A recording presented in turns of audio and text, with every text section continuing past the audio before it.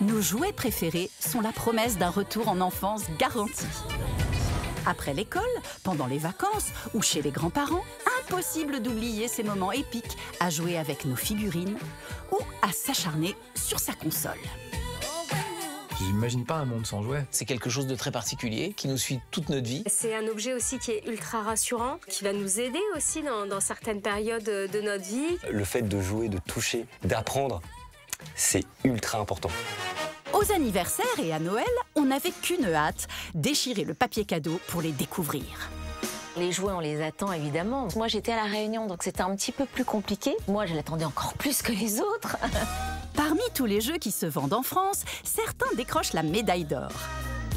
Les jeux de société, c'est la première catégorie de vente en France. C'est près de 17% du marché. C'est un jeu de société vendu chaque seconde. Donc le temps que je dis ça, on en a vendu une dizaine déjà. Nous allons vous faire vivre un moment de pure nostalgie. Qu'est-ce que tu me prépares encore? Tout un tas de secrets incroyables. Vous saurez tout sur les jouets de notre enfance qu'on ressort du coffre du grenier pour l'occasion.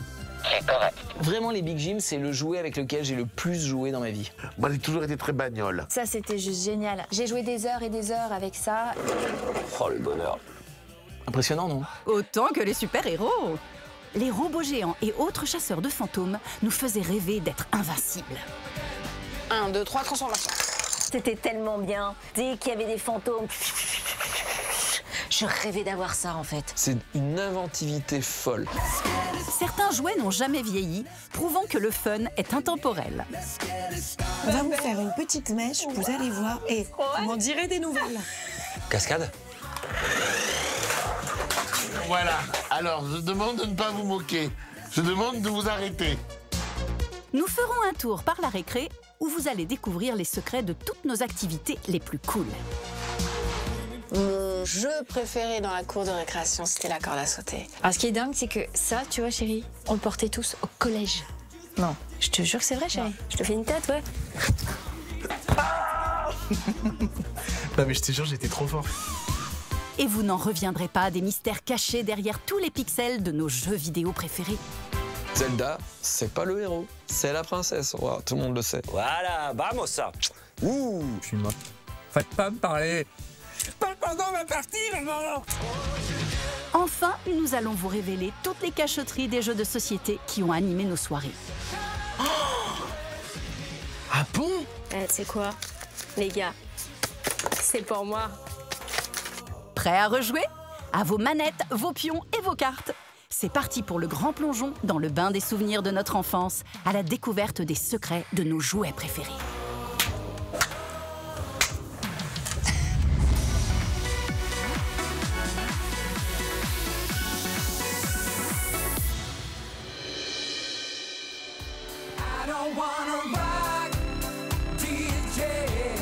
« 2001. Nous avons échappé au bug de l'an 2000. La télé-réalité fait ses premiers pas sur nos écrans avec Love Story et Britney Spears vient de sortir son dernier tube. Une époque sensuelle et décomplexée. Alors forcément, les gammes de jouets s'alignent sur la tendance avec l'apparition des Bratz, ou sale gosse en français. Choisis ton style. Et ça ne plaît pas à tout le monde.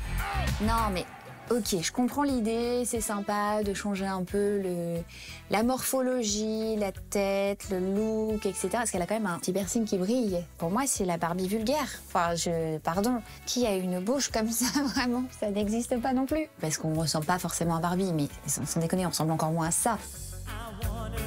Quand on pense qu'une poupée, c'est fait pour que la petite fille s'identifie, ça donne à réfléchir.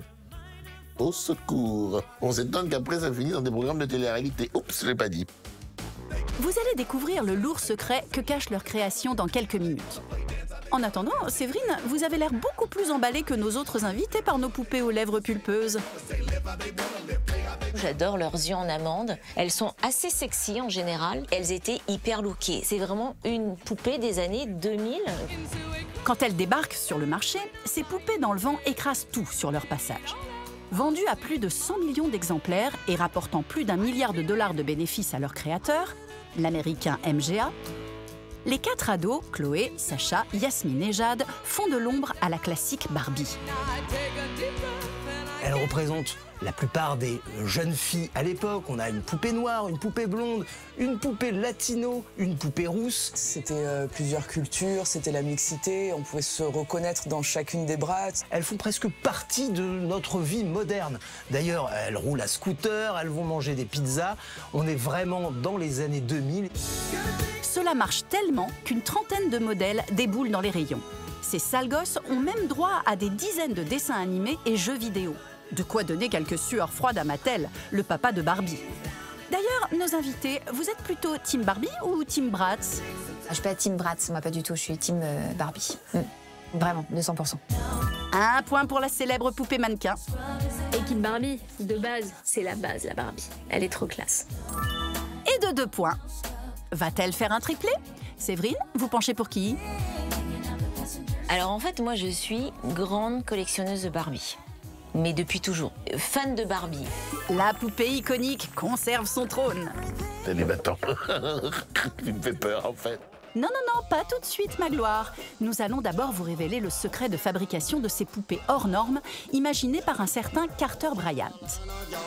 Leur créateur est en fait un employé de chez Mattel qui était frustré de ne pas pouvoir faire évoluer Barbie. Il va donc tenter chez lui le soir, une fois rentré, de créer une nouvelle gamme de jouets qu'il va proposer à un autre géant du jouet, MGA Toys. MGA, forcément, va sauter sur l'occasion pour réinventer cette poupée mannequin qui devient volontairement outrageuse. Face au succès grandissant de ces poupées sexy, Mattel lance une Barbie bien plus moderne sur le marché. Ce qui ne plaît pas à MGA qui accuse Mattel de plagiat. Problème, en posant plainte et en déposant un dossier au tribunal, il révèle le nom du créateur des Bratz, qui était, comme je l'ai dit, un ancien employé de chez Mattel. Mattel ne peut que réagir en disant « Vous nous avez volé ». Le procès va être historique, il va durer plus de 10 ans, il va coûter des centaines de millions de dollars et il ira jusqu'à l'interdiction totale des Bratz. Ne vous inquiétez pas, ce n'est plus le cas. Le procès cause la chute des ventes de ces sales gosses. Mais elle retrouve un coup de peps ces dernières années grâce à des collaborations avec la Benjamine du clan Kardashian, Kylie Jenner, ou encore avec la chanteuse Aya Nakamura. Aujourd'hui, il est vrai que la marque renaît de ses cendres grâce à Kylie Jenner. Parce que quand on regarde Kylie Jenner, finalement, elle a un physique de Bratz. Avec leur physique aux dimensions improbables, les jouets de notre enfance nous ont toujours fascinés. Et il y en a un qui a particulièrement rempli les coffres à jouets des garçons des années 70. C'est le Big Jim.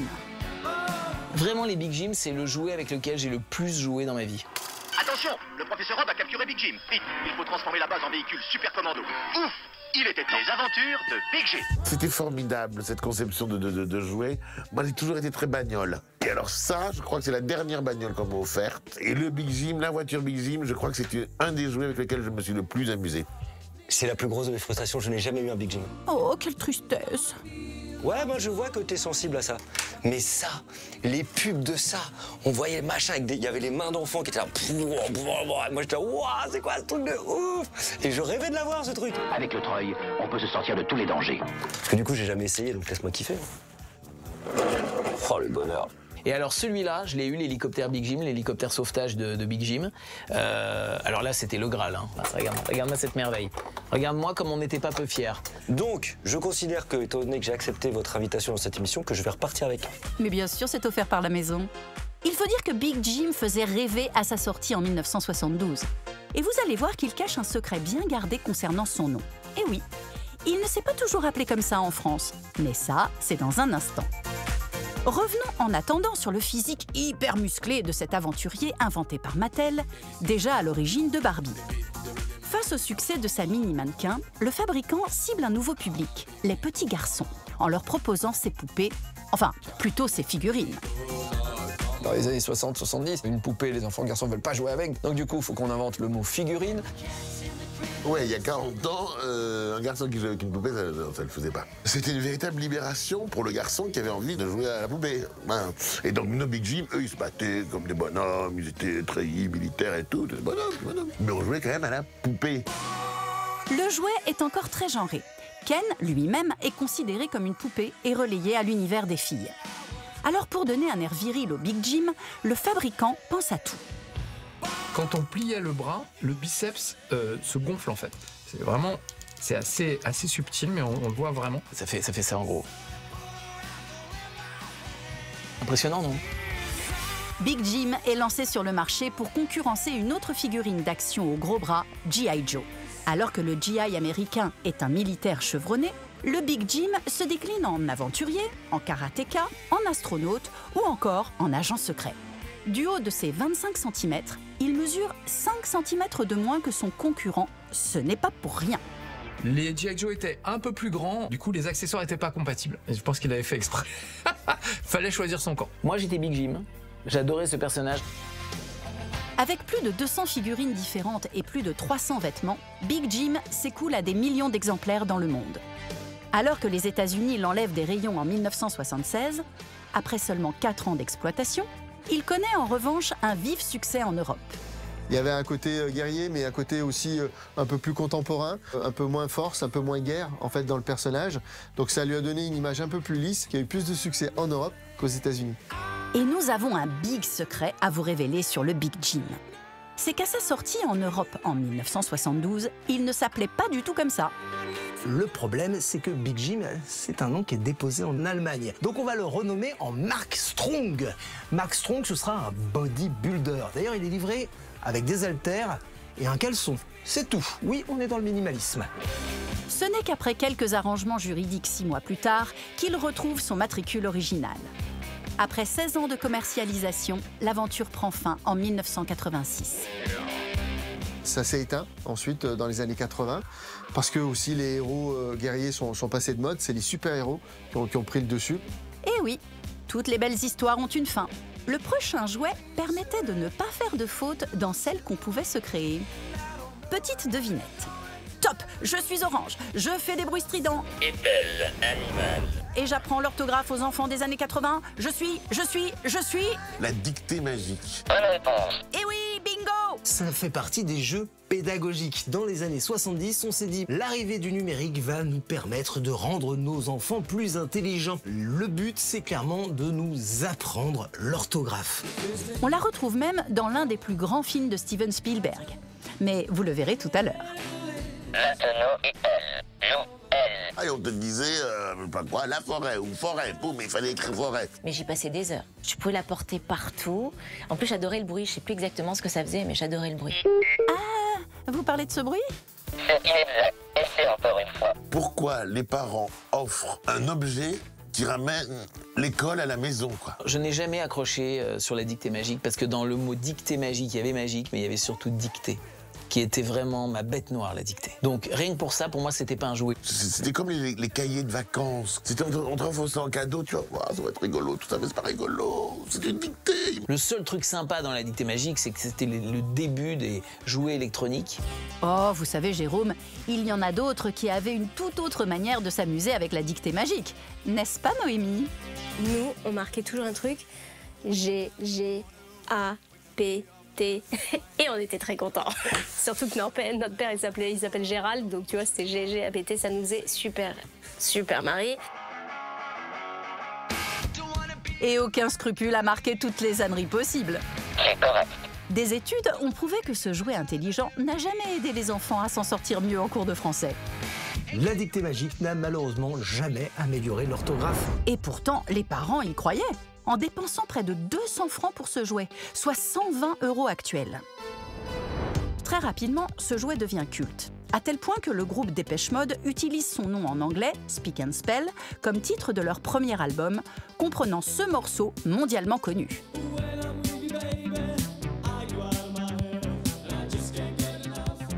Et vous ne le saviez peut-être pas, mais la dictée magique a été transformée en sorte de téléphone pour aider l'extraterrestre E.T.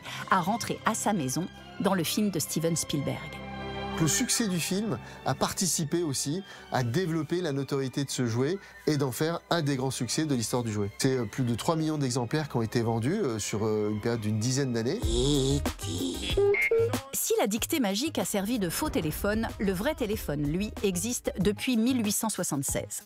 C'est l'Américain Alexander Graham Bell qui l'a inventé. Et très vite, les jouets imitant ce nouvel outil de communication voient le jour. Mais ils sont réservés à une élite.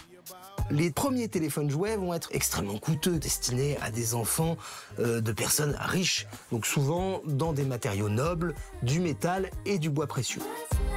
Avec l'apparition du plastique après la Seconde Guerre mondiale et l'arrivée du téléphone dans tous les foyers dans les années 70, ce jouet se démocratise. Il en existe pour tous les goûts. Le jeu de société Téléphone secret cache même une carte avec l'une des plus grandes stars d'Hollywood. Mais en attendant de découvrir de qui il s'agit, le téléphone qui a marqué notre enfance depuis 1961, c'est bien celui-ci. C'est vraiment un indispensable des cadeaux pour les enfants, presque comme la girafe Sophie. S'il vous plaît, fais-moi un téléphone avec des roues. C'est exactement comme je le voulais. C'est un jeu voilà, qui est plein de couleurs, on entend des petits bruits, il est ludique, ça roule. À l'époque, on joue à parler dans le téléphone comme on voit ses parents faire. Donc on parle dans le téléphone. Allô maman, bobo. On compose évidemment le numéro.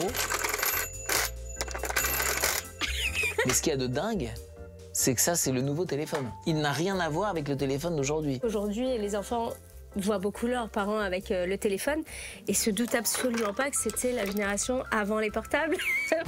En 1978, le téléphone fait un bond technologique avec l'arrivée du Merlin. Avec Merlin, on peut jouer au morpion ou chercher le carré magique. Le téléphone portable n'existe pas encore. Alors, quand on avait ce compagnon de jeu portatif qui coûtait 190 francs à l'époque, soit 120 € actuels, ça frimait devant les copains. C'est bien mieux qu'un téléphone. C'est le premier smartphone, quasiment. Et on pouvait jouer par exemple au morpion contre l'intelligence artificielle, parce que là-dedans il y a une petite intelligence artificielle. Il y avait un jeu de mémoire musicale. Donc là, je vais demander, par exemple, mes bruits épouvantables, mais voilà. Et je vais lui faire demander une séquence de 4 notes. Allez, vas-y. Voilà. Ça veut dire que j'ai bon.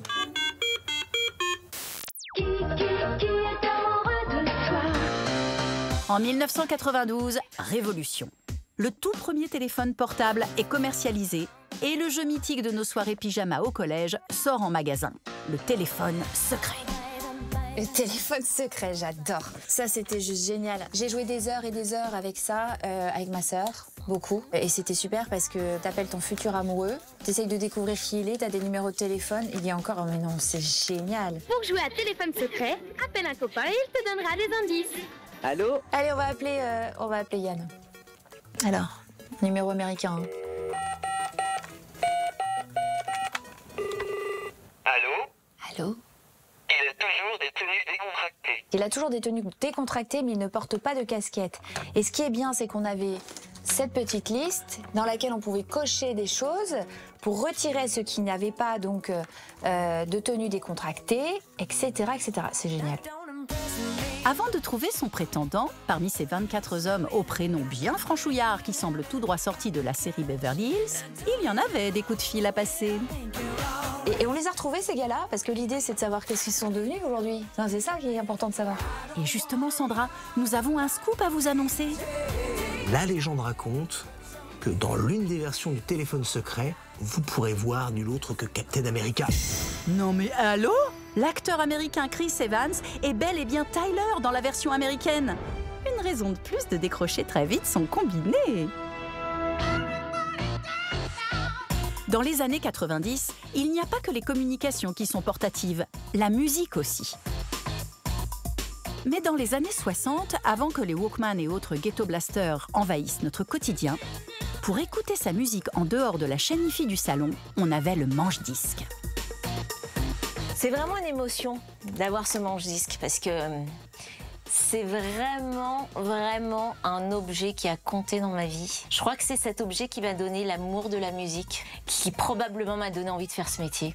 Vraiment. Et c'est vraiment plein d'émotions. On achetait à l'époque des 45 tours au prix unique. Ça valait l'équivalent de 2 € aujourd'hui. Il y avait 2 titres dessus, face A, face B. Non mais c'est dingue. Et alors, les 45 tours étaient maltraités grâce au manche-disque qui est ici. Le manche-disque, c'est le jouet le plus populaire des années 60. Des millions d'enfants et d'ados dans le monde ont découvert le rock et le twist grâce à lui. Mes parents étaient fans des yéyés, donc voilà. tout ça. Ah non, alors là, vous me faites craquer. Bon bah voilà, on avait un peu ce qu'on écoutait à la maison avec ma mère. Oh là là là là, pour moi la vie va commencer. Voulez-vous danser, grand-mère? Oh, c'est trop bon. Ça cartonne parce que le principe est extrêmement simple. Donc on le rentre là-dedans, on le pousse. Une fois qu'il est dedans, il se met à tourner et un son dégueulasse sort de cette petite grille. Mais bon, ça nous permettait de l'emmener partout et de pouvoir marcher. C'était un peu l'ancêtre du Walkman. Fallait pas trop le secouer quand même, sinon ça sautait. On pouvait l'emmener en vacances. C'était pas le truc le plus discret, pratique à emmener parce qu'il était un peu gros. Mais pour l'époque, c'était génial de transporter sa musique. L'avantage de cet appareil, c'est qu'on l'écoutait en famille et c'est pour ça que tout le monde partageait les chansons. Et on partageait même les génériques des dessins animés avec nos super-héros préférés. Et on peut vous dire qu'ils en ont des super secrets.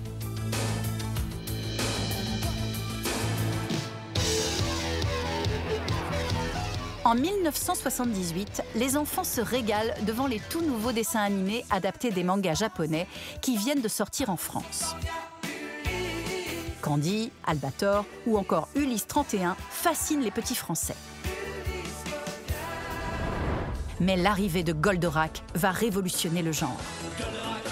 Et vous allez tomber à la renverse en découvrant les sommes faramineuses que valent certaines figurines aujourd'hui. Là, c'est une claque pour nous les jeunes. Là, on est vraiment à la genèse de quelque chose de nouveau et à la télévision et dans les jouets qu'on va avoir dans les chambres d'enfants. C'était de la folie. Et puis surtout, il y a la musique. La musique est folle. Avec Noam qui chantait le générique. T'as écouté, c'est celui-là. Il traverse tout l'univers aussi vite que la lumière. Qui est-il? D'où vient-il? C'est un robot des temps nouveaux. C'est Goldorak le grand Goldorak. C'était lui. Enfin, pas dans cette taille. Ah oui, c'est sûr que dans la série, il fait plus de 30 mètres. Mais saviez-vous qu'avec ses fulgures au poing, ses cornes au fulgure ou encore ses astéro-haches, ce robot protecteur de la Terre est certainement le premier super-héros écolo?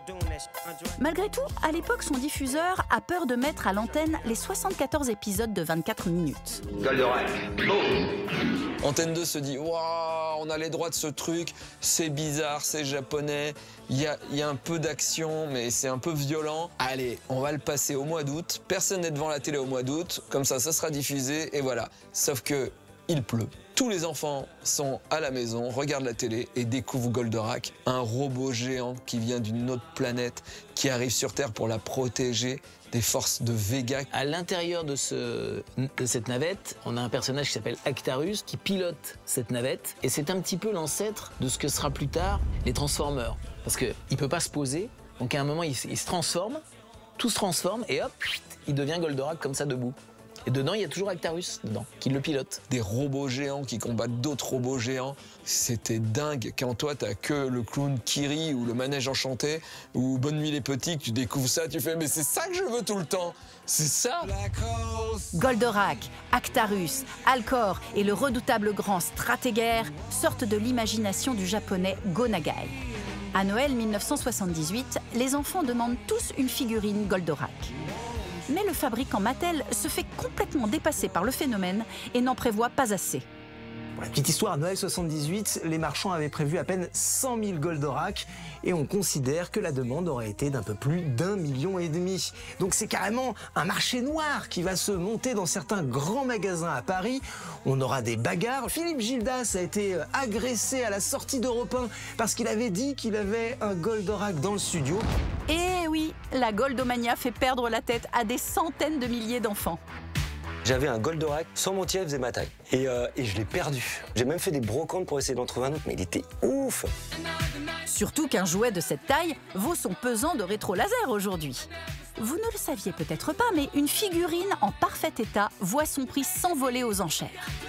Une figurine de l'époque de 70-80 cm de haut, aujourd'hui ça vaut 1 500 € sur le marché. Donc c'est des jouets qui ont une belle cote. Et plus rare encore, la gamme de Jumbo Goldorak Vache qui rit.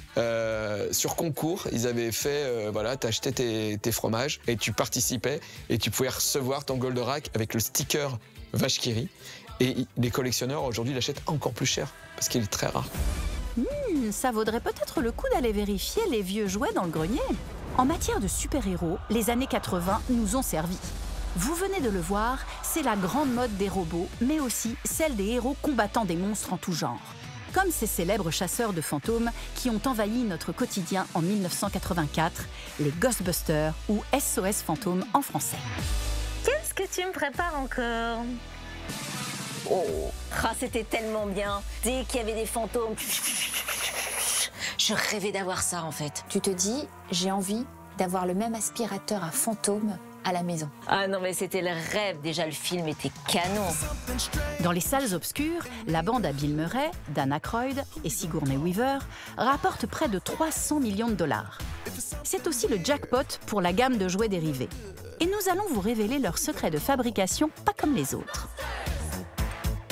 On voit débarquer cette équipe de scientifiques, ces chercheurs qui se sont fait virer parce que justement leur recherche était trop farfelue et eux ils se sont dit bon bah on va former un groupe et on va chasser les fantômes. Et surtout l'équipe était au top quoi.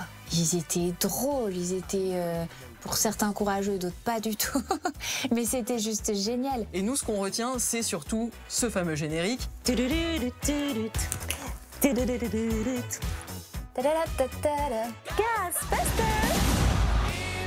Impossible d'oublier le fantôme vert Bouffe-Tout ou l'ambulance Ecto 1, devenue aussi culte que la DeLorean de Retour vers le futur ou la Grande Torino de Starsky et Hutch.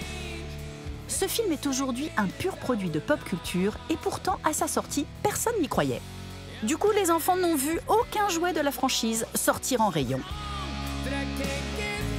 La particularité des jouets, c'est qu'ils sont arrivés plus de 2 ans après le film. Les producteurs n'ont rien prévu en termes de produits dérivés. Et malheureusement pour eux, eh bien, les acteurs n'ont pas très envie de partir tout de suite sur un deuxième opus. Donc les producteurs vont faire le choix de partir sur un programme pour enfants qui sera diffusé à partir de 1987 et qui va s'appeler Real Ghostbusters. Et oui, comme vous pouvez le constater, le dessin animé et la gamme de jouets qui en découle ne s'appellent pas tout à fait comme le film, du jamais vu. Ça se joue littéralement à un mot, real, ou vrai en français, car les producteurs n'avaient tout simplement plus les droits du terme Ghostbuster. C'est une inventivité folle.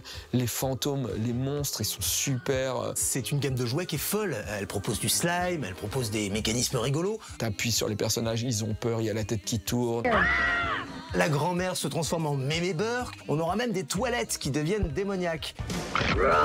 Depuis 2016, nos chasseurs de fantômes retrouvent un second souffle grâce à la sortie de 3 nouveaux films.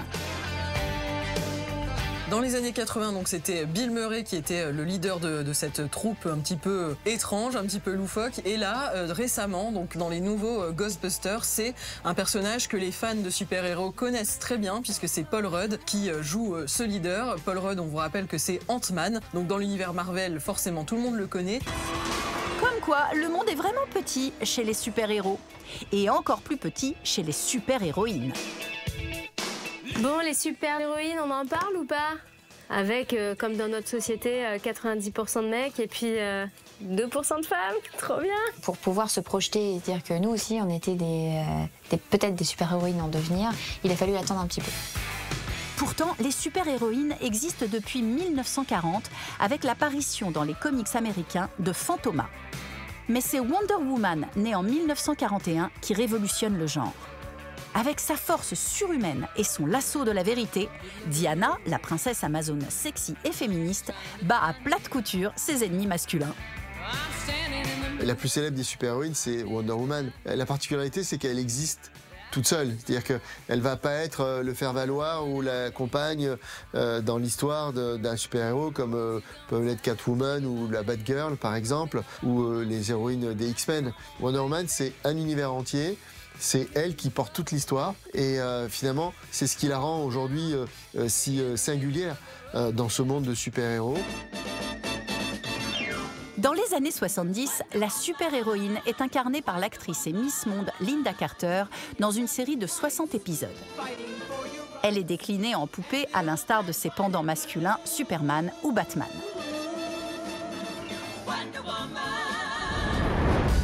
Mais dans les années 90, les super-héroïnes de comics sont mises de côté au profit des aventurières de la trilogie du samedi, diffusée pendant plus de 10 ans. En tête d'affiche, les célèbres sorcières, les sœurs Halliwell de la série Charmed, ou encore la chasseuse de vampires Buffy, que votre voix ici présente a eu le plaisir de doubler en français. Ah, ça, j'en ai trucidé du monstre à travers l'écran. Je trouve qu'on a quand même été très bien servi dans les années 90-2000 niveau série américaine, mais beaucoup moins dans les jouets. Ça allait pas au-delà en fait de la trilogie du samedi, quoi. Les super-héroïnes, on les considère souvent comme le parent pauvre du jouet. On va avoir tendance à minorer le rôle des super-héroïnes et très souvent, eh bien, elles n'apparaissent plus dans les gammes de jouets. Elles font partie des personnages qu'on préfère ne plus distribuer parce qu'on sait qu'ils s'en vendront moins bien. Il faut attendre les années 2010 pour voir réapparaître en rayon les poupées de super-héroïnes grâce au succès des différents films Marvel et DC Comics. On a donc Black Widow, qui est un personnage très important dans l'univers de Marvel. On a Captain Marvel, qui est normalement l'un des personnages à avoir les plus grands pouvoirs de tout l'univers. Mais c'est la plus connue Wonder Woman, incarnée par Gal Gadot, qui fait son grand retour en 2017. À elle seule, elle rapporte plus de 800 millions d'euros de recettes. Gal Gadot qui incarne voilà, Wonder Woman, Margot Robbie qui est Harley Quinn. Forcément, ce sont des actrices hyper high, hyper dans l'air du temps. Elles cartonnent à l'écran. On a aussi envie d'avoir leur personnage. Parce que quand je vois la poupée Harley Quinn, je pense pas à la Harley Quinn du comics en fait. Je pense à Margot Robbie. Et je trouve que ça aussi, c'est un super tour de force, qu'elles aient réussi à incarner tellement bien leur personnage que quand on regarde la poupée, c'est à elle qu'on pense. Parmi nos super-héros adorés, il n'y a pas que des femmes et des hommes. Il y a aussi des robots. En 1983, pendant que nous dansons sur le dernier tube de David Bowie et que nous nous prélassons devant Flashdance qui vient de sortir au ciné, une véritable révolution se joue dans le monde du jouet avec l'apparition des Transformers. Et vous n'imaginez même pas le nombre de transformations spectaculaires qu'ils peuvent faire. Quand t'es une nana, tu peux normalement, a priori, ne pas aimer ce genre de jouet. Ben moi j'ai adoré, je trouvais ça génial. Donc là on est sur Optimus Prime, c'était mon préféré. Et ben il lui arrive toujours des bricoles à lui. Vous nous faites une petite démo. Attention, 1, 2, 3, transformation. Voilà. Et c'est un robot. Hop, hop, hop. Là, c'est le plus facile. Le challenge, le vrai, c'est de le remettre en voiture. Donc ça, c'est Bumblebee. Alors j'adorais parce que j'ai toujours raffolé des robots. Le problème, c'est qu'il y a quand même une complexité. Plus ça va, plus je le casse. Je sais pas, il y a une notice. Grégory, vous gérez? Et sans notice? Oh, trop fort. J'y arrive un peu parce que je me suis entraîné quand j'étais petit. C'est pour ça. Hop là. Merde. Je l'ai cassé. Oui, alors on vous l'accorde, il faut avoir un bac plus 12 pour y arriver. Et encore, vous n'avez pas tout vu. Certains nécessitent près de 100 mouvements avant d'arriver au rendu final. De quoi s'arracher les cheveux de la tête. Il y a des combiners, c'est plusieurs robots qui se transforment et tu peux les mettre ensemble pour créer un robot plus grand. C'est génial. T'as des Transformers qui ont 3 transformations. Il peut être robot, il peut être train et il peut être avion. C'est dingue en termes de fabrication. Ah non, c'est du génie. Le coup de génie vient surtout du fabricant de jouets Hasbro qui rachète le catalogue de robots transformables du japonais Takara, connu là-bas dans les années 70 sous le nom de Diaclone. La clé du succès ? Leur créer une histoire simple mais efficace avec les gentils Autobots menés par le célèbre Optimus Prime qui combattent les vilains Decepticons avec à leur tête l'infâme Megatron. Et ils vont, sur cette base, créer un dessin animé qui sera diffusé à partir de 1984 aux États-Unis. Ça va devenir un succès phénoménal. Tous les jouets vont devenir transformables. En fait, impossible de ne pas tomber à cette époque sur une Tortue Ninja qui peut se transformer, y compris les jouets pour filles. On aura des poupées qui vont pouvoir s'agrandir. On va même avoir Barbie qui d'un coup pourra avoir les cheveux qui s'allongent. Depuis les années 80, rien n'épuise cette franchise qui se renouvelle sans cesse. Entre 2007 et 2024, 8 films entretiennent les gammes de jouets et rapportent en tout plus de 5 milliards d'euros. À chaque fois, on enrichit l'histoire, on fait apparaître de nouveaux personnages, mais en gardant les anciens, parce que c'est des points de repère pour toutes les générations. Et donc, c'est plus de 500 millions de figurines qui ont été vendues depuis 1984. C'est assez considérable, et ça reste aujourd'hui l'une des gammes qui a toujours une place importante dans les rayons de jouets. À l'instar de nos robots transformables, certains jouets battent des records de longévité en rayon. Et depuis le temps, ils en cachent de nombreux secrets. Ce sont les indémodables.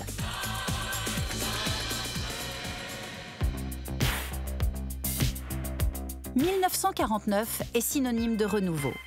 Après-guerre, les créations qui ont bouleversé notre société voient le jour.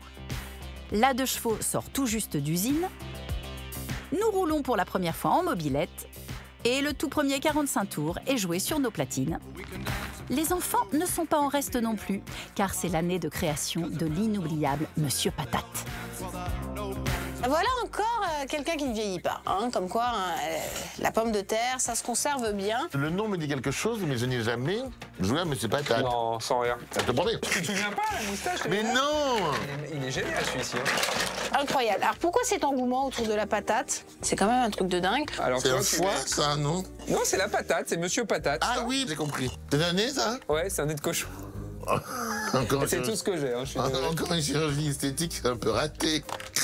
Moi, c'est son dentiste. On va vous faire des implants, ça va rien changer. C'est un peu nouveau. C'est un autre style. C'est un autre ça, style. dans son des yeux. Bon, voilà. Alors, je demande de ne pas vous moquer.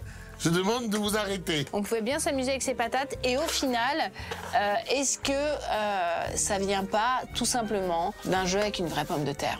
Oui, vous avez vu juste, Ariane. Ce jouet est inventé par l'Américain George Lerner, qui commercialise des mini-kits d'accessoires comprenant des yeux, des bras ou encore des paires de lunettes affixées directement sur une patate trouvée dans le placard de la cuisine. C'est tout simplement des accessoires affixés sur des légumes que vous fournirez vous-même. À l'origine, l'inventeur avait pour projet de distribuer seulement les accessoires dans les boîtes de céréales. Problème, pour pouvoir enfoncer un œil dans une patate, il faut avoir un embout assez pointu, hein, ce qui fait que le jouet était relativement dangereux. Très rapidement, Hasbro va avoir l'idée de demander l'exclusivité sur ce jouet qui était gratuit. Il était offert avec des céréales. Ils feront le choix de passer à des patates en plastique, qui seront surtout accompagnés de picots beaucoup moins dangereux pour les enfants. Plus besoin de se crever un œil pour pouvoir en mettre un sur Monsieur Patate. Cette patate en plastique est commercialisée en 1952 et devient le tout premier jouet à bénéficier d'une publicité à la télévision. Et attention, révélation de secret en cours, la patate n'est pas le seul végétal qui a été retenu au casting. Et donc en 64, ils disent que ça serait bien que Monsieur Patate y ait des copains. Donc du coup, ils font Oscar the Orange. Donc là, pareil, t'as des accessoires à planter dans une orange. Ils font Pete the Pepper. Donc là, c'est des accessoires à mettre dans un poivron. Cathy the Carrot, je vous fais pas un dessin, et Cookie the Cucumber, donc là c'est à planter dans un concombre. Ça n'a pas duré, voilà, seuls sont restés Monsieur et Madame Patate et toute la famille Patate. Il n'y a que la patate qui garde la frite. La famille entière se vend à plus de 100 millions d'exemplaires depuis sa création. Il en existe pour tous les goûts grâce aux licences qui cartonnent, mais aussi grâce à son inclusivité totale. Depuis 1996, son nom reste à jamais gravé au cinéma avec son apparition dans les films Toy Story. C'est la consécration, c'est le tapis rouge. Quand t'es un jouet qui finit en Toy Story, en vrai, t'as tout gagné. Attention à la route! Super! Regarde ce que t'as fait. Je t'avais dit de pas rouler ici. Et il n'y a pas que ce jouet qui laisse libre cours à notre imagination. La tête à coiffer aussi nous a permis les excentricités les plus folles. Dans les années 80, toutes les marques de poupées proposent ces têtes en plastique à taille réelle. Mais vous allez être épaté d'apprendre que leur première version ne ressemblait pas vraiment à celle-ci. Incroyable, je l'avais celle-là. Alors, ce qui était génial, c'est que j'avais une maman coiffeuse, moi. Et puis du coup, je faisais comme elle, je la regardais faire et tout. Et c'est comme ça que j'ai appris à faire des tresses. Elle fait un peu ahuri, celle-ci, quand même. Hein. En fait, quand tu la regardes, ça fait un peu peur, quand même. Hein, non, mais de dos, là, tu vois, de loin, tu dis, oh là là. Celle-ci, elle fait vraiment peur. Hein, T'inquiète pas, ma belle, on va t'arranger. Il y a des... Voilà. Bonjour. Il y a quand même du boulot. Hein. Alors, Monique, qu'est-ce qu'on fait aujourd'hui? Généralement, les poupées, quand elles ont un petit peu vieilli, elles sont toutes avec des crayons dégueulasses. Elles sont toutes salies, comme, je sais pas ça, comme un mauvais carnaval. Fais un bisou à ma copine. Non, non. Oh. Arrête, j'aime pas. Mais... Des milliers et des milliers de petites filles se sont bien amusées avec ça. Et elles ont toutes ces pauvres têtes à coiffer mal terminées. Ah, n'est pas apprenti coiffeur qui veut. Nos Miss France, qui ont pour le coup l'habitude de se faire coiffer, se sentent comme à la maison. Non, non, non, non. Là, je suis pas d'accord, là. Oh, mais c'est trop petit. c'est trop mignon. Non, mais en vrai, c'est très mignon. En fait, il faudrait que je me mette comme ça. Je suis la tête à quoi. Alors, Clémence Bottino, on va vous faire une petite mèche, vous allez voir, et vous m'en direz des nouvelles. Si elle sert aujourd'hui de support pour entraîner les enfants à réussir son chignon ou ses tresses, elle a vraiment de jolis cheveux, Friselle. Chacun son style. Dès le XVIIe siècle, elle permet surtout aux perruquiers de Louis XIV et plus tard de Marie-Antoinette de réaliser les perruques les plus incroyables avec des rubans, de la dentelle et même un bateau. Et à l'époque, le plastique n'existe pas encore. Alors on vous laisse deviner en quoi ces cheveux étaient ? Ce sont des jouets avec une tête en bois, mais des cheveux humains. Oui, on s'amuse, mais on s'amuse avec les cheveux des autres. Ah, c'est qu'on en découvre des secrets pas comme les autres dans cette émission. Et préparez-vous pour le prochain. Vous allez tout savoir sur la création des voitures télécommandées. Ça me rappelle plein de bons souvenirs. Incroyable. Alors là, la voiture télécommandée, là, ça c'est vraiment une bombe. Ça fait quand même longtemps qu'on l'a et je me suis jamais passé de me faire plaisir à jouer avec. Voilà, oh, ah ouais, elle rigole pas celle-là. Hein. Ça, moi, jusque même très tard, même trop tard, j'aurais pu exiger ce genre de choses. J'adore. Et je ne m'en lasse pas. Alors moi, j'ai eu la voiture télécommandée avec le volant au milieu, comme ça. On pouvait vraiment la télécommander. Moi, mon kiff, c'était les gros buggy, grosses roues qui blastaient à 30 km/h. C'est extraordinaire, c'est extraordinaire, voilà, on adore. On adore, on fait des marches arrière. Voilà pourquoi après, quand je suis arrivé à l'auto-école, ils n'avaient pas besoin de m'expliquer. Alors, pour la marche arrière, le volant, faut le tourner dans l'autre sens. Je sais, madame. Alors, le truc, c'est que tant qu'on jouait à la maison avec, ça se passait pas trop mal. Hein. Sur la moquette, le parquet, ça allait. Puis après, on tentait bien sûr d'aller faire un tour dans le parc avec. Et là, on cassait tout. Bon, bah... cascade. J'adore ça. Je pars avec, hein. Je pars avec et je suis capable d'en faire dans le couloir à la maison ce soir. Ce bolide motorisé fait son apparition peu de temps après l'invention de la voiture elle-même. Et oui, les grandes marques automobiles proposent alors des reproductions miniatures de luxe de leurs propres modèles pour séduire parents et enfants. Cette idée de jouet avec un moteur, un jouet motorisé, va très vite prendre le pas. Dès les années 30, on a des Citroën qui sont fabriqués dans l'usine Citroën et vont pouvoir avancer, vont avoir une direction qui fonctionne pour de vrai, vont même avoir des phares qui s'allument. Très vite, ces modèles évoluent et deviennent plus abordables. Dans les années 60 et 70, la voiture est philo-guidée. Tous les enfants se l'arrachent. Franchement, celle-là, elle était jolie. Mais bon, fallait quand même aller vite. Hein. Fallait et la conduire et marcher derrière. Je vous rappelle quand même qu'on a eu pareil avec la télé. On a eu un fil à la télécommande. Hein. Dans les années 80, fini le fil pour la voiture. On veut du moderne et de la vitesse. Le record du monde est de plus de 300 km/h, aussi vite qu'une Formule 1. Purée. Ah ouais, oh. T'imagines, tu vois ça passer, c'est un truc de fou, quoi. Mais le truc le plus fou, c'est le secret qu'on s'apprête à vous révéler. Cette voiture téléguidée n'était pas du tout un jouet lors de sa conception au début du XXe siècle. À la base, c'est une arme inventée pendant la Première Guerre mondiale. On veut réussir à faire sauter des tanks sans avoir à risquer nos vies. On va donc utiliser des petits chars télécommandés avec un câble qui peut faire quand même une centaine de mètres. Et oui, ça aussi, ça nous embouche un coin. Le XXe siècle a complètement chamboulé l'univers du jouet. En 1959, l'invention de l'écran magique par le français André Cassagne nous a aussi scotchés. Si vous aussi vous demandez comment la magie opère, attendez encore, c'est pas le moment de faire une pause pipi. Qui a joué à ça? Je comprends pas. Il y a quelqu'un qui connaît ça? Bah évidemment Clémence. Lancé en plein baby-boom, ce jouet qui ressemble à un écran de télévision est le best-seller de l'année 1960. Et depuis plus de 60 ans, c'est un indémodable.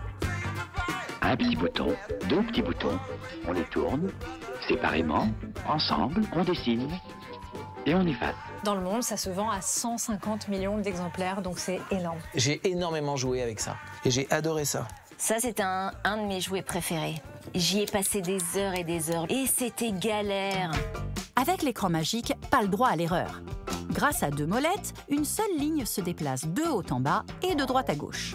Et il faut bien l'avouer, seuls les meilleurs d'entre nous arrivent à faire des arrondis. Regarde, je fais des biais. Peu de gens sont capables de le faire. Il y en a qui font des œuvres d'art avec ça. Moi, j'en suis loin, évidemment. Sur les réseaux sociaux, certains artistes reproduisent des portraits de stars ou des chefs-d'œuvre d'artistes mondialement connus. Par exemple, la Joconde qui avait été fait sur le télécran, des œuvres de Van Gogh aussi. L'américaine Jane Labovitch peut dessiner jusqu'à 30 heures d'affilée pour réaliser les œuvres les plus folles sur sa tablette. Elle vend même certains de ses tableaux en plastique plus de 2000 €. Il y a même des clubs de fans aux États-Unis qui se retrouvent pour partager leur œuvre, donc c'est assez incroyable.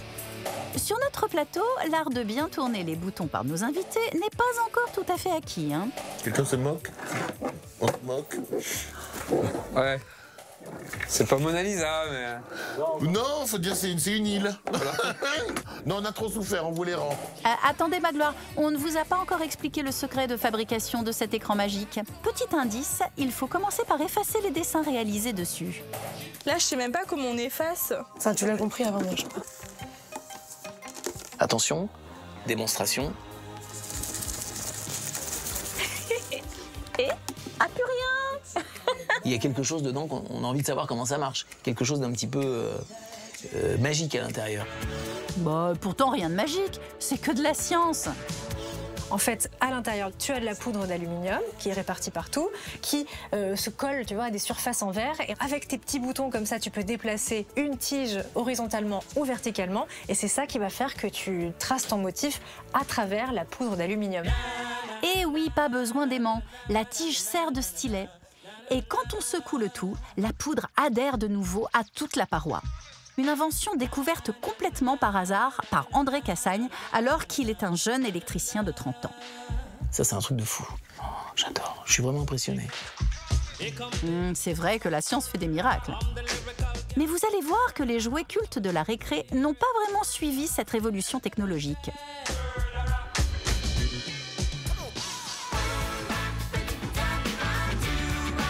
Les jouets de la récré évoluent avec les générations. C'est surtout dans les années 90 que les enfants ont vu arriver un sacré paquet de bizarreries entre leurs mains. Des crados aux Jojo, en passant par ces petites créatures au physique peu engageant, mais aux chevelures à faire pâlir de jalousie Cyndi Lauper, les trolls. Toute mon enfance, toute ma vie, j'ai adoré ça. Moi, j'ai amené ma boîte à trésors dans laquelle j'ai gardé mes vieux trolls. Ça, regarde la tête du troll. Chérie, tu vois ou pas? C'était mignon et moche à la fois. Et ça, c'est vraiment, je trouve, la caractéristique des jeux des années 90. Des trucs à collectionner qui vraiment étaient pas jolis, quoi. Alors que l'histoire de leur invention est très mignonne pour le coup. Mais ça, c'est un secret que nous allons vous dévoiler dans 2 minutes à peine. Dis donc, Sandra, vous avez même la fameuse collection de colliers? Quel trésor! Alors, ce qui est dingue, c'est que ça, tu vois, chérie, on le portait tous au collège. Non. Si, il y avait toutes les copines qui mettaient ça, et c'était nickel. Regarde. Ah, puis alors, quand t'avais ton petit troll... quoi? Quand t'avais ton troll autour du cou, t'avais la classe, quoi, je veux dire. Moi, je te crois. Je te jure que c'est vrai, chérie. Ouais. Si t'avais pas un troll, t'étais has-been, quoi. Has-been. Ah, t'étais has-been. Has-been. Ouais. Has-been. Je me verrais absolument pas porter ça au collège. Bah, mais jamais de la vie. À Paris? Non. Il n'empêche que cette mode a généré plus de 4 milliards de dollars de bénéfices. À son apogée, il s'en vend 38 000 pièces par jour. Ils finissent par être déclinés sous toutes les formes, même en troll bodybuildés. Au début des années 2000, ils tombent dans l'oubli pour faire leur grand retour au cinéma en 2016. Le film Les Trolls rapporte alors plus de 300 millions d'euros. Donc ils renaissent de leurs cendres dans un film animé dans lequel Justin Timberlake va notamment prêter sa voix aux États-Unis et il va faire autour de cet univers son tube qui s'appelle Can't Stop the Feeling, qui est encore un succès aujourd'hui. Et en France, évidemment, on a aussi notre Justin Timberlake qui est Matt Pokora, donc qui lui prête sa voix au personnage de Justin Timberlake. On a Amel Bent, on a Vita, donc on voit vraiment que ce sont quand même des artistes qui ont grandi dans les années 90 et qui avaient à cœur d'interpréter ces personnages avec lesquels ils jouaient. Mais comment ces créatures tout droit sorties du folklore scandinave sont-elles devenues si célèbres? Tout commence au Danemark en 1959 grâce à cet homme, Thomas Dam.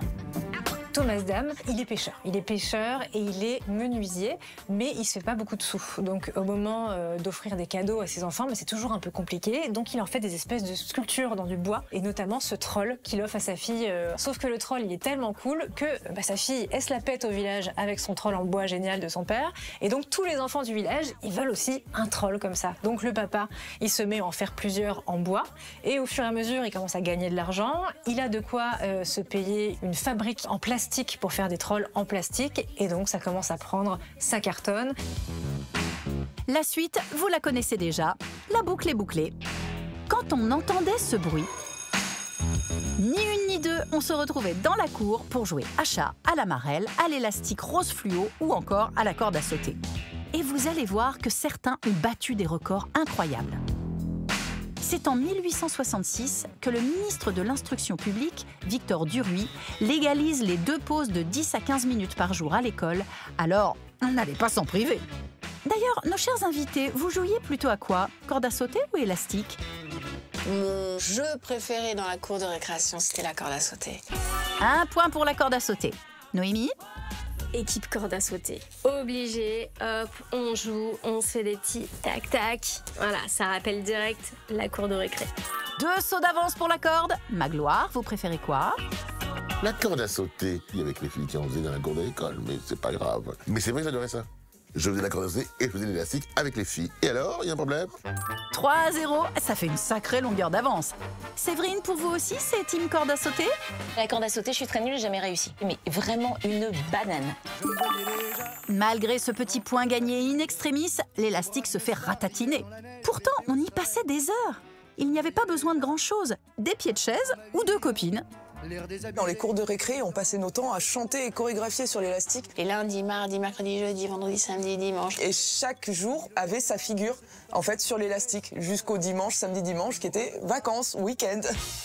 Contrairement à l'élastique, la corde à sauter n'est jamais passée de mode. Adorée des amateurs de crossfit, ses adeptes cumulent les records les plus fous. Comme cet Américain, Joe Motsey, qui a sauté pendant plus de 33 heures d'affilée. Ou ce Chinois qui a enchaîné 228 sauts en 30 secondes, soit 7 sauts par seconde. Et ce qui est fou, c'est que ça n'a pas vieilli, parce que les jeux vidéo qui simulent la corde à sauter, donc avec tes petites manettes qui simulent ces espèces de tours comme ça que tu fais avec la corde, et l'autre, il doit sauter à chaque fois que tu passes la corde. Donc il n'y a même plus de corde, mais le jeu de la corde à sauter reste encore. Donc c'est international, indémodable. Un autre indémodable dans la cour de récré, c'est le ballon. Si les Romains jouaient à la Spartum au IIIe siècle, les enfants des 50 dernières années sont plutôt adeptes de la balle aux prisonniers ou du foot avec le célébrissime ballon en mousse qui cache un secret de fabrication très étonnant. Ça m'a sauvé des cours de récré dans lesquels je l'ai passé seul d'habitude. Faut savoir qu'à l'école, on ne choisissait jamais dans les équipes. Jusqu'à ce que je prouve que j'étais un goal redoutable. Des réflexes, va comprendre. Moi-même, je me surprenais. Il y avait des matchs, j'étais en mode boum, boum, boum. Oh, waouh! Et parce que j'avais pas peur de la balle, tu vois. Parce qu'en même temps, tu te reçois ça en pleine passe, ça fait pas mal, etc. C'est vrai que la mousse, c'est bien pratique. Les maîtresses n'ont pas besoin de le gonfler à chaque récré et surtout, ça fait beaucoup moins mal que son ancêtre en cuir. Le ballon en cuir, ouais, il séchait bien. Des grosses pralines. Et en revanche, quand il pleut, bouh, cette balle, elle est horrible. Ça pue la mort, évidemment. Allez, Gwendal, prêt à nous montrer vos talents de goal? Oui. Vraiment? Oui. Oh. Non mais je te jure, j'étais trop fort. Vas-y. Mais dis donc, qu'est-ce que c'est que ce lancer? Mais refais-moi un lancer. Je te fais une tête, ouais. Joli! Et ouvrez bien grand vos oreilles, car vous n'allez pas en revenir quand vous allez découvrir comment ce ballon en mousse a été inventé. Pour la petite histoire, il a été développé par l'inventeur des Nerfs. Oui, le Nerf, aujourd'hui on le connaît surtout en tant que pistolet. À la base, ce sont des balles et des balles qui sont faites pour être jouées en intérieur. Des petites balles qui sont censées ne pas casser les vitres ou le vase de mamie. Dans le réel, on sait que ça marchait pas si bien que ça. Bon, allez, on passe à un autre jouet. Ça vous dit, les billes? T'as des billes? Vas-y, balance. Parce que ça, bon, c'est un ballon. Vas-y, sac de billes. Et vous allez voir qu'en fonction des régions, on n'y jouait pas tout à fait de la même façon. Tatatin, voici le fameux sac de billes. Ah là là, ça c'est magnifique. J'étais une killeuse en billes. J'ai une collection de ouf. J'aimais y aller à même la terre, tu vois. J'en avais plein les ongles et tout, mais j'y allais, quoi. On jouait avec les billes dans la cour d'école, là où le terrain était un peu scabreux, là où il y avait des trous, par exemple. Parce qu'il fallait avancer avec ces billes jusqu'au moment où on allait les mettre dans le trou. Et celui qui mettait la bille dans le trou le premier remportait toutes les billes. Autant vous dire que pendant les cours de récré, on entendait des « voilà » et des « ouais, il m'a piqué mon truc avec ». Les enfants jouent aux billes depuis l'Antiquité. D'abord en terre ou en bois, elles sont désormais en verre avec des effets de couleurs stupéfiants. À l'époque, chacun voulait la plus belle ou la plus grosse. Lors des pauses, le préau se transformait en véritable marché noir. Tout le monde regardait comme ça en mode « ouais, non, celle-là, de la valeur, pas de la valeur. » Non, ça a de la valeur, pas de la valeur. Ouais, celle-là, non, je crois pas. Ça s'est changé, ça avait une vraie valeur, les billes. Moi, j'étais nul. Mais comme j'étais un peu trop gâté, ma mère m'en rachetait. Ce qui fait que j'étais en fait une source de billes. Ah, de gains pour les... mais oui, parce que moi, il récupérait toutes mes billes. Donc le soir, on allait en acheter au bureau de tabac, et le lendemain, je perdais tout. C'est dégueulasse ou pas? Ah non. Ah mais les 300, j'arrête. Ça y est, maman, il me faut des billes, il a tout pris. C'est finalement en partie grâce à vous, Magloire, si les billes se vendent à foison depuis des décennies. Il se vend à peu près 53 millions de billes par an, chaque année en France, donc ça reste considérable. Tout format, tout type de matière. Et puis pour ceux qui sont un petit peu plus évolués, il y a des parcours de billes qui existent. Donc tout ça fait qu'aujourd'hui, la bille, dans n'importe quel magasin de jouets où vous rentrez, aujourd'hui en France, vous allez trouver des sachets de billes. Mais attention, vous ne le savez peut-être pas, mais les billes n'ont pas le même nom en fonction des régions de France. Voilà, il y avait les pafs qui sont ici. Chez vous, cette bille, c'est un paf. Oui, pourquoi ça s'appelait comment? Ah bah c'était les pafs. En Ile-de-France, on appelle ça un calot. Ah bah moi, en Lorraine, on appelait ça un paf. Il y avait des pétroles, il y avait des schtroumpfs, il y avait des calots, il y avait des... Comment ils s'appellent les énormes, là? Couille de mammouth. Ce n'est pas très chic. Et pourtant, voilà, c'était la plus grosse, c'était la plus impressionnante, voilà, désolée. Vous savez, d'autres l'appelaient le triard. Il y en a pour tout le monde. Les stars de la récré n'ont plus aucun secret pour vous. Alors que derrière leurs pixels, les jeux vidéo, eux, en ont encore plein à vous faire découvrir.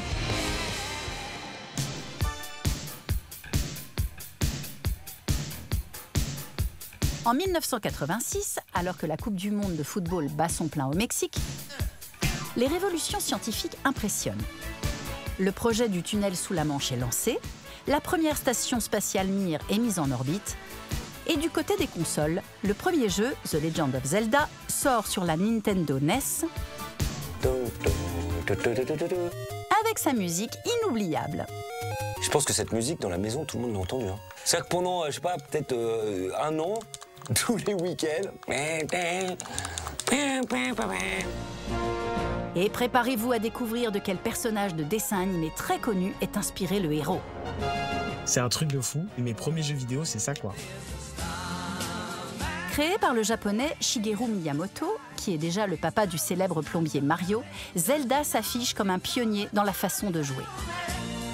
La sortie de Zelda, ça marque une étape hyper importante dans l'histoire du jeu vidéo. On sort enfin de ces jeux où c'est plutôt de l'action, des réflexes, des choses comme ça, pour avoir quelque chose qui se rapproche beaucoup du jeu de rôle. On a tout un univers qu'on va pouvoir explorer librement. Il y a une vraie notion d'exploration en autonomie.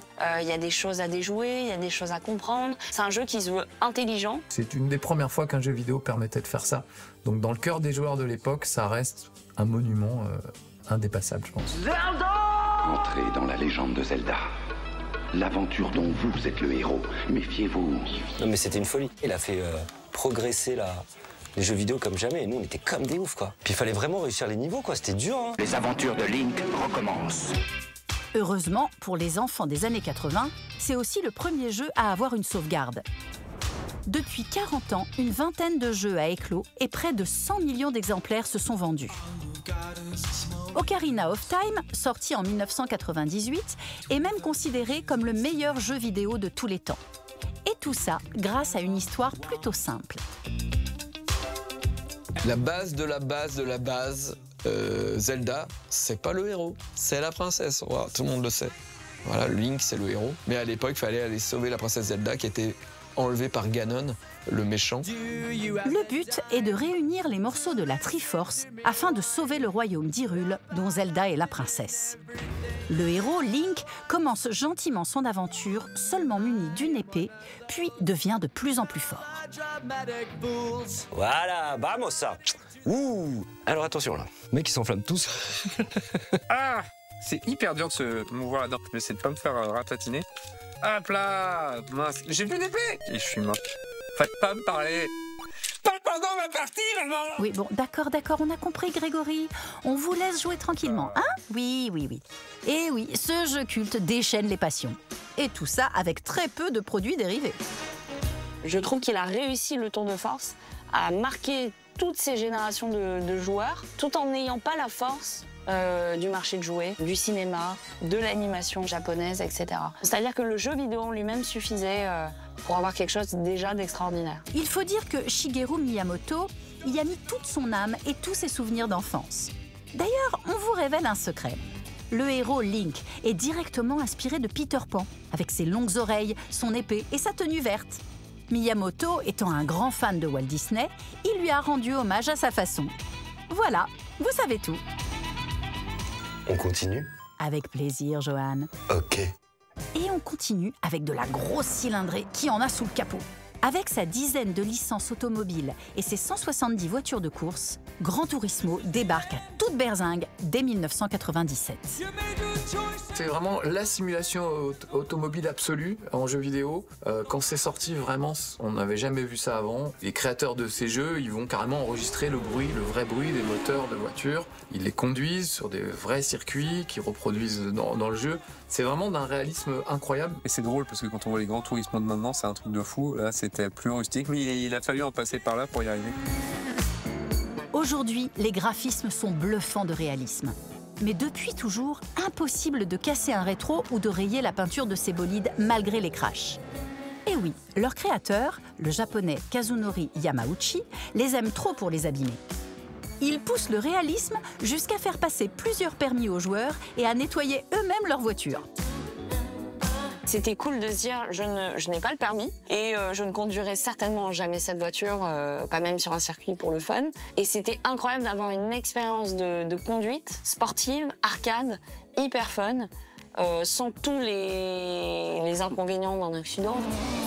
Avec plus de 10 millions d'exemplaires écoulés, c'est le jeu le plus vendu de la PlayStation 1. Alors moi, les jeux de voiture, j'aimais bien ça, mais les jeux de voiture, m'aimais pas trop. Et là, ce qui est génial, c'est qu'en fait, on ne freine jamais, mais on fait des têtes à queue, voilà. Oh là là. Mince. Eh ben, je n'ai pas James Bond qui veut. Hein. Ah non, je suis toujours aussi mauvais, en fait. Depuis, 7 autres jeux sont sortis et son succès ne se dément pas. Et ça pouvait faire penser, j'ai envie de dire, un petit peu à Fast and Furious. Et donc la franchise Gran Turismo s'est dit, bon bah pourquoi pas porter l'histoire à l'écran, puisque les voitures intéressent tant. Eh bien, ils l'ont fait très récemment avec des acteurs quand même assez connus. Je pense notamment à Orlando Bloom qui fait partie des personnages principaux. Mais le film n'a pas du tout remporté le même succès. En revanche, il y en a un pour qui ce jeu a rapporté gros. C'est le jeune Toulousain de 27 ans, Pierre Landouzy. Suite à un concours organisé par Sony, il a gagné la vraie Dodge Viper GTS du jeu vidéo d'un montant de 580 000 francs, soit 90 000 €. Comme quoi, les jeux vidéo peuvent être utiles. Oui, c'était les jeux vidéo, on disait que ça allait abrutir les gens, enfin voilà, il suffit de voir maintenant, bah, ça abrutit les gens. Ça rend pas tout le monde forcément antisocial. Au contraire, moi ça a occupé des trajets entiers de trains, d'avions, de voitures. Et s'il y a bien un jeu qui nous a sacrément occupés, c'est les Sims. Lorsque ce jeu sort en 2000, en même temps que le tout premier robot humanoïde, c'est la construction d'un tout nouvel univers virtuel qui s'offre à nous. Toi, t'as joué aux Sims? J'ai adoré. Ouais, j'ai adoré. Je passais des heures à jouer aux Sims. C'était trop bien. Alors, c'est quoi le principe? Tu te crées ton personnage, ta famille, tu peux construire ta maison, faire la déco et tout, et tu les fais vivre en fait. On a ce petit personnage qui a un petit logo vert au-dessus de sa tête pour dire si tout va bien ou au contraire si on est au bout du rouleau. Tant que c'est vert, tout va bien. Quand c'est rouge, faut s'inquiéter. Tu te dis, ah là, il a besoin de manger, parce qu'il a plus d'énergie, donc tu prépares à manger. Tu te mets dans la peau du personnage. Il faut gagner de l'argent pour acheter des meubles, pour changer le papier peint si on l'aime pas, si on n'aime pas le sol non plus. C'était la première fois où on pouvait avoir des baraques de fous, où on pouvait avoir 4 salons si on voulait. Mais donc pour gagner de l'argent, qu'est-ce qu'il faut? Comme dans la vraie vie, il faut un travail. C'est un monde virtuel où on peut créer la vie de rêve. En fait, c'est la vie qu'on crée pour nos poupées. On la recrée dans le jeu vidéo, en fait. À l'époque, c'était révolutionnaire. Créé par l'américain Will Wright, le jeu évolue constamment. Les personnages vieillissent, mais ont une durée de vie de seulement 6 mois. Et il peut leur arriver malheur, bien plus tôt, si on oublie de les nourrir ou de les laver. Moi, je les faisais tous mourir. Tous? Ouais. Avec au total 4 jeux, plus d'1,6 milliard de personnages créés et plus de 200 millions de jeux écoulés sur ordinateur, cette simulation de vie est la franchise la plus vendue du début des années 2000. Si la recette fonctionne toujours, c'est grâce aux dizaines d'extensions vendues séparément qui permettent d'ajouter des scénarios parfois loufoques à l'histoire originale. On peut être écolo, pas écolo, on peut se faire kidnapper par les aliens, on peut s'occuper de chiens, de chats. En fait, ils ont littéralement amené des petits contenus additionnels qui ont alimenté ce jeu pendant tant d'années. Dans ce monde parallèle, on parle le simlish et on achète tout avec du simflouz. Rien n'a vraiment de sens et la triche est même encouragée. Mais oui. Pour réussir sa vie dans les Sims, il faut travailler. C'est vrai, mais si on n'a pas envie, ça peut arriver et qu'on a envie que ça aille plus vite, il y avait des codes qu'on se transmettait tous. Il y avait notamment donc Claposius, qui était le point d'exclamation, point virgule. Il fallait taper ça pendant un temps jusqu'à ce qu'on voit la cagnotte gonfler au maximum et on pouvait tout de suite s'offrir la vie de rêve et ne pas avoir à travailler. Attention, déblocage de secrets activés. Ce jeu qui cartonne dans plus de 60 pays a été porté à l'écran aux États-Unis dans un format qui lui va comme un gant. Les enjeux sont trop importants, c'est terrifiant. Je suis là pour gagner. Ils ont eu leur propre télé-réalité il y a quelques années avec des vrais humains mais qui étaient inspirés de la vie des Sims. Avec 100 000 $ à la clé pour le gagnant. Mieux que des Simflouz et sans triche. Bon, après, niveau triche, certains atteignent le niveau expert avec des jeux de société.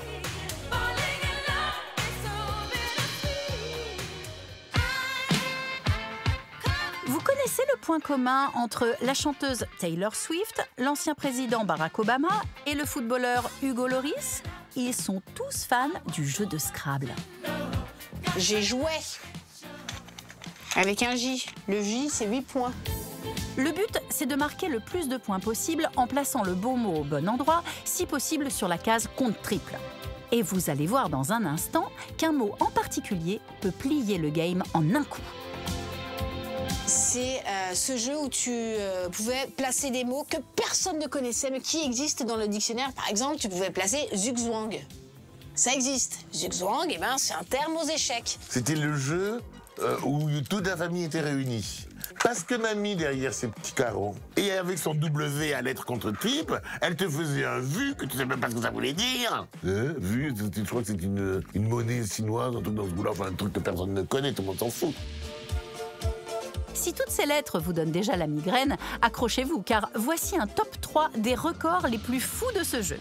En 3e place, si l'on met chaque lettre des jeux du monde entier bout à bout, on peut faire 8 fois le tour de la planète. En 2e place, il se joue 30 000 parties en ligne par heure dans le monde. Oui. Et en 1re place, la plus grande partie a été jouée en 1998 par l'armée britannique avec des pièces de 2,50 m de hauteur et son plateau digne d'un terrain de foot. Et nous remettons un premier prix spécial pour notre invitée Sandra qui apparaît dans l'une des publicités, juste ici. J'ai pas juste eu ce jeu, j'ai pu faire la pub de ce jeu et ça c'est cool. Mais comment ce jeu hors norme a-t-il été créé ?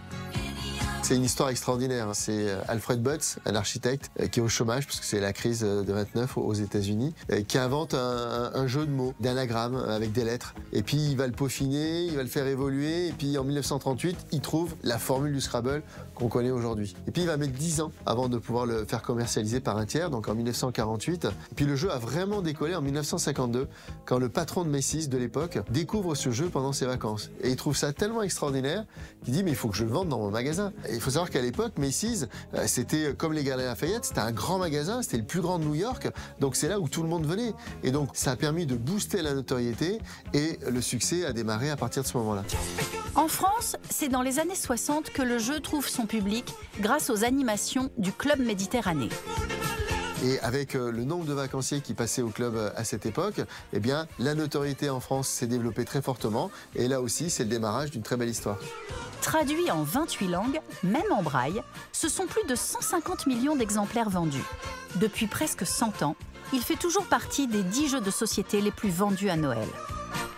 C'est un jeu, mais c'est aussi une compétition avec des championnats de France, du monde. Donc on voit bien aujourd'hui que c'est un incontournable de notre société. Le champion du monde francophone, Fabien Doutet, vient tout droit de Nancy. Il a peut-être utilisé ce mot pour gagner. Oxyfenbutazone. Un anti-inflammatoire retiré du marché dans les années 80, mais qui, placé au bon endroit, fait remporter le plus gros score, soit 1784 points. Bon, après les lettres, place aux chiffres, avec ces 2 jeux qui ont bercé notre enfance, La Bonne Paye et Destin. Nos invités, vous étiez plutôt quel team? La Bonne Paye. Ouais, c'était chouette. Ça t'apprend à avoir une vision de la vie. L'argent, c'est pas dur à gagner, il suffit de se servir. Et 1 point pour le jeu qui nous paye tous les mois. Noémie? Franchement, Destin, trop bien parce que ça te met un peu dans la vraie vie, mais tu gardes le côté enfance. J'achète une action et je deviens capitaliste.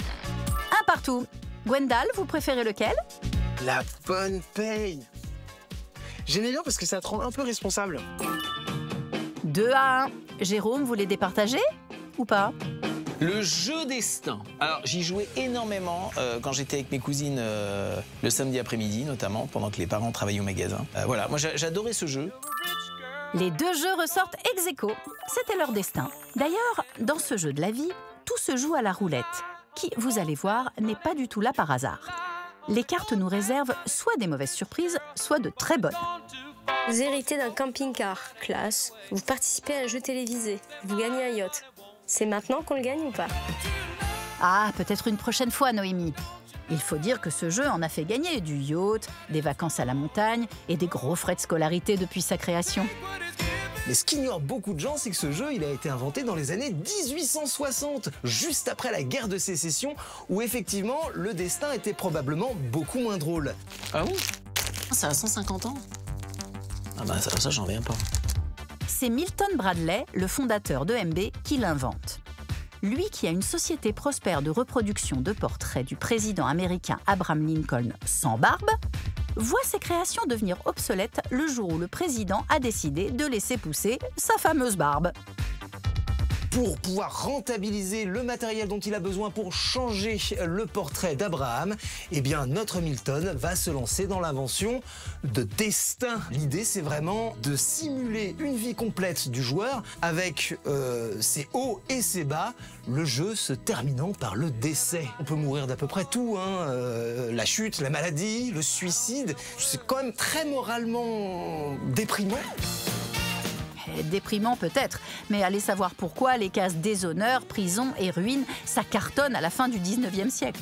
La première année, il s'en écoule 40 000 exemplaires, un record. Et le succès ne faiblit pas. Pourtant, en 1961, ce jeu prend un autre tournant beaucoup plus positif et capitaliste. 100 ans après, MB se dit quand même que ça serait bien de dépoussiérer un petit peu cette espèce de jeu de dames qu'on connaît par cœur. Et donc en fait, ils font le destin qu'on connaît maintenant, qui est maintenant une espèce de jeu de loi en fait. Là, on sent que l'American Way of Life est passé par là. Donc là, c'est l'argent roi. Eh bien, les règles ont évolué. Et finalement, toutes les décisions qu'il faut prendre dans le jeu, elles consistent plus à se garantir un avenir économique sûr pour être finalement le plus heureux des hommes jusqu'à la fin de ses jours. Tu sais quoi, les gars? C'est pour moi. Quelle générosité, Noémie! Si en 1860, on jouait déjà avec des faux billets, la roulette, elle, ressemblait à une toupie en bois. Au fil des décennies, celle-ci aussi a bien évolué. La particularité, c'est qu'il n'y a pas de dés dans ce jeu, il y a ces trous. Et là, on tourne ça, et c'est avec ça qu'on avance le pion. Voilà, si je marque 6, je fais 1, 2, 3, 4, 5, 6. Mais ce qui nous fait plaisir dans ce jeu, c'est pas tant le jeu, c'est cette roulette. C'est ce qui fait toute la différence. Et la présence de cette roulette est un secret bien gardé. Faut savoir que c'est un jeu protestant, un jeu plutôt rigoriste, au point qu'ils ont refusé d'y mettre des dés. Bah oui, parce que le dé, c'est le hasard, et le hasard, c'est le diable. Les dés sont jetés, rien ne va plus. Il y a un autre jeu qui tient la route depuis 1954, c'est le 1000 bornes, où le principe est tout bonnement d'arriver au bout de ces 1000 km pour gagner. Et vous allez comprendre dans un instant pourquoi cette distance n'a pas été choisie sur un coup de dé. Ça, c'est génial parce que vraiment, c'est trop simple à comprendre. On jouait avec ma grand-mère, surtout, vraiment beaucoup. Quand on tombait sur ces cartes, on en déroulait du kilomètre. Et ouais, as du volant, quand t'avais cette carte, là tu pouvais te la péter. Rouler, on adorait rouler. Mais alors, les coups fourrés des adversaires nous faisaient voir rouge. Limite de vitesse. Ah ouais, la panne d'essence, là t'étais trop dégoûté. Moi, comme souvenir, j'ai l'impression qu'il y avait énormément de crevés. Ça m'énervait. J'ai joué toute mon enfance et les enfants, mes enfants, ils jouent encore aujourd'hui. Le problème, c'est que moi, j'adore gagner. Et franchement, j'ai la gagne mauvaise. Genre, je fais une petite danse de la victoire et tout, genre vraiment en mode, je suis insupportable. Donc, je sais pas si c'est bien quand même de gagner ses enfants, tu vois. Je me confesse aujourd'hui. Le jeu est inventé dans le bassin d'Arcachon par Edmond Dujardin, passionné d'automobile. Dujardin, c'est un créateur, un éditeur à la base de matériel d'apprentissage pour les auto-écoles. Donc il baigne dans les feux rouges, dans les sens interdits, les crevaisons, il connaît bien. Edmond Dujardin s'inspire du jeu américain Touring, créé en 1904, pour développer son jeu à la sauce française. Et ça cartonne. Depuis 70 ans, c'est plus de 10 millions d'exemplaires qui ont filé à toute vitesse dans nos salons. C'est un grand classique. Il a la particularité d'être fabriqué en France et c'est un jeu qui est très populaire en France. Alors que les Français n'ont que 15 jours de congés payés au début des années 50, nous vous révélons un secret. Ce jeu retrace l'une des routes de vacances les plus célèbres de France. C'est en hommage à la route nationale 7 qui reliait Paris à Menton en 996 bornes, donc presque 1000 bornes. Oh, ah bon? Et ouais, bien sûr. Mais évidemment. C'est génial. En France, le marché du jeu de société est leader en Europe. Il représente près de 600 millions d'euros. Plus de 90% des Français jouent régulièrement. Parmi les centaines de jeux de plateau ou les jeux de cartes, certains se démarquent comme les jeux de rôle. Et le jeu qui a révolutionné le genre, c'est celui-ci, Donjons et Dragons. Créé en 1974 par l'Américain Gary Gygax, ce jeu de société aux allures médiévales s'inspire de l'œuvre de Tolkien et son célèbre Seigneur des Anneaux. En fait, tu incarnes les personnages, donc il y a un maître du jeu qui est là, qui te guide, qui anime en gros le jeu. Et toi, tu as des personnages et tu incarnes et tu fais l'histoire. C'est bien? Ouais. Alors, qu'est-ce que tu vas faire? Attaquer! Ce sont donc des jeux de rôle. On peut être un sorcier, un elfe, un magicien. Et on est dans un univers fantastique. Donc là, ça plonge les joueurs dans un autre monde. On va pouvoir se déguiser, on va pouvoir avoir des accessoires, parce qu'il y a des actions à faire. C'est de la stratégie, c'est assez complexe. Ça évolue en fonction de ce que chacun va apporter, donc on peut jouer à l'infini. Et donc le but du jeu, c'est d'avancer dans le jeu avec son personnage et de tuer les autres aussi. On peut d'ailleurs éliminer le maître du jeu. Et t'as découvert ça dans Stranger Things? Exactement. Ah ouais, j'ai pas vu Stranger Things. Je sais que c'est mal. Je sais que c'est mal. Bon, on vous pardonne, Sandra. Vraiment, c'est cette série qui a fait renaître ce jeu, puisque on sait qu'aujourd'hui, Donjons et Dragons a un film qui a cartonné et qui aura une suite donc au cinéma. Au cinéma, en série ou en jeu vidéo, ce jeu de rôle a aujourd'hui la cote. Mais cela n'a pas toujours été le cas. Dans les années 80, alors que plus de 5 millions d'enfants et d'ados se prennent de passion pour les sortilèges et autres combats fictifs autour de la table de la salle à manger, un scandale éclate. À l'époque, ce jeu va faire beaucoup de bruit, notamment une grosse polémique, parce qu'il y a des parents et aussi des chrétiens fondamentalistes qui vont accuser Donjons et Dragons d'être responsables du suicide de plusieurs jeunes à l'époque. Gary Gygax, l'inventeur de Donjons et Dragons, va être pris à partie pendant de très nombreuses années. Il sera même agressé à plusieurs reprises. Mais en même temps, ça a participé finalement au développement de la notoriété du jeu, parce que ça a fait parler du jeu. Donc Donjons et Dragons s'est installé comme un classique. Même s'ils sont parfois remis en question, les jouets permettent de faire travailler notre imagination, de créer les histoires les plus folles d'imiter les adultes ou encore d'apprendre à perdre. Et maintenant, vous en connaissez tous les secrets. C'est génial. Tu te souviens pas, la moustache? Mais non! Regardez comment elle est belle! Ah, j'adore! Ça, c'était juste génial. Que serait un monde sans jouets? Toi, la voix off, tu la trouverais comment? Un monde sans jouets, il serait comment ce monde? Mais super triste. Mais bien sûr qu'il serait super triste, on en a besoin des jouets. On a besoin de transmettre, on a besoin de parler avec ses enfants. Les enfants, ils ont besoin de jouer entre eux. Tant qu'il y aura des humains, même pas besoin d'avoir des enfants en fait. Tant qu'il y aura de la curiosité, tant qu'il y aura de l'ennui, le jouet sera là pour nous sortir de là, pour nous aider. Le jouet permet d'avoir de l'affection, de l'empathie. C'est aussi pour se sociabiliser qu'on joue en société, pour ne pas être mauvais joueur. Mais il faut apprendre la compétition parce que la vie est une compétition. Le jeu, je pense que c'est un bon moyen pour les enfants qui sont touchés par le handicap ou qui sont touchés par la maladie, d'avoir cette occasion un peu, quand la vie n'est pas toujours facile, de pouvoir un peu s'évader. Et il est important de ne pas oublier que tout peut se transformer en jouet. Oui, même ce petit stylo que vous tripotez en étant au téléphone. Dans le futur, ils auront des trucs incroyables. Peut-être qu'il y aura des jouets dans une matière improbable qui n'existe pas encore. Et j'ai hâte d'y jouer. Ah, ça fait rêver. Johan, le mot de la fin? Bon, moi je suis content parce que je vais repartir avec plein de cadeaux. Merci beaucoup pour ce voyage au pays de l'enfance.